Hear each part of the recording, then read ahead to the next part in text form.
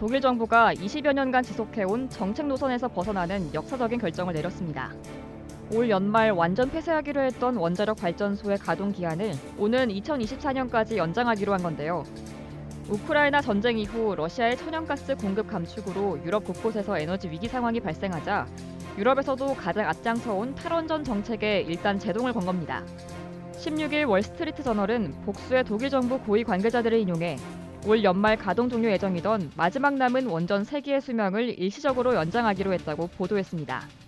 이번 결정은 아직 올라프 숄츠 독일 총리 내각에서 공식적으로 채택되진 않았지만 몇 주 내에 결론이 날 거라고 당국자들이 WSJ에 귀띔했다는데요. 독일 정부가 에너지 수요 평가를 검토해 최종 결정을 내리면 의회 표결을 거쳐 공식 발표될 예정이라고 합니다. 현재 독일이 가스 부족 위기에 직면해 있는 데다 해당 원전의 수명을 늘려도 안전상 문제가 없다는 필요 요건이 충족된 만큼 정부와 정치권 안팎에선 가동 연장을 기정사실화하는 분위기입니다.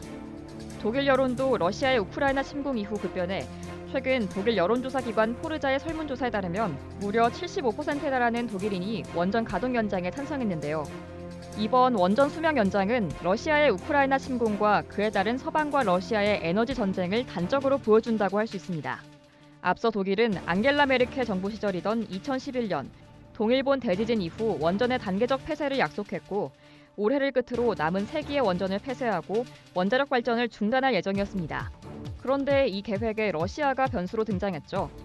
러시아가 가스터빈 문제 등 이런저런 핑계로 대독일 천연가스 주요 공급로인 노드스트림 1 가스관 공급량을 대폭 줄이면서 독일은 올겨울 비축분을 채우지 못하게 됐는데요. 독일의 러시아산 천연가스 의존도는 우크라이나 전쟁 발발 직전 55%에 달했는데 올 6월 40%, 7월 20% 등으로 계속 낮아지고는 있습니다. 하지만 올겨울과 내년까지 가스 부족 문제를 해결하려면 당장 소비를 줄이거나 스스로 에너지원을 생산해내는 수밖에 없죠.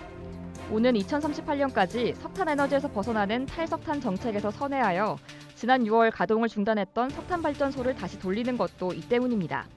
석탄과 원자력 발전소 가동 연장을 통해 얻은 에너지는 주택, 공장 등 다른 연료로 대체할 수 없는 곳에 사용한다는 게 독일 정부의 구상인데요. 독일 정치권에서도 초당적으로 지지 선언이 나오고 있습니다. 한편 독일 외에도 유럽에서 원전 폐쇄 선언을 뒤집거나 기존 원전 가동 연장, 신규 원전 건설 등에 나서는 국가들이 늘고 있습니다.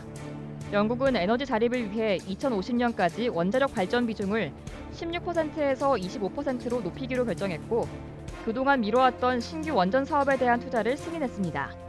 또 네덜란드는 신규 원전 2기의 건설을 준비 중인데요. 폴란드도 2033년 가동을 목표로 첫 원전 건설에 착수한 바 있습니다. 원전 산업에 큰 기대를 걸고 있는 우리 입장에서도 독일의 이번 조치가 앞으로는 어떻게 전개될지 관심을 갖고 지켜봐야겠습니다. 이상 여의도 튜브였습니다.